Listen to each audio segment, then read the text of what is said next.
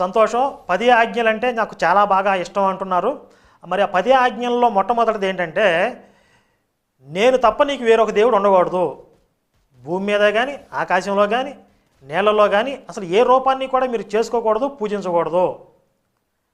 అట్లా పూజిస్తే మరి అట్లా చేస్తే బైబిల్ దేవుడికి శత్రువు అయిపోతారు. మీరు ఆ 10 ఆజ్ఞలు పాటించే వాళ్ళు అయితే మరి అసలు మీరు ఎప్పుడు టెంపుల్స్కి వెళ్ళట్లేదా, దేవాలయాలకు వెళ్ళట్లేదా, మానేశారా, పూజలో పాల్గొనట్లేదా, ఎలాంటి పూజల్లో కూడా? ఇవన్నీ చేయకపోతే సరే పర్వాలేదు అనుకోవచ్చు. మరి ఇవన్నీ చేస్తున్నారా లేదా స్పష్టత ఇవ్వండి. మరి ఇక యెహోవాని తప్ప వేరొక దేవుడు మీరు నెత్తిమే పెట్టుకోకూడదు. ఇక వేరొక దేవుడి పేరు కూడా మీరు ఉచ్చరించకూడదు. ఇక ఆ తర్వాత మరి విశ్రాంతి దినాన్ని ఆచరించాలి. ఆ 10 ఆజ్ఞల్లోనే విశ్రాంతి దినాన్ని కూడా ఆచరించమని చెప్పాడు.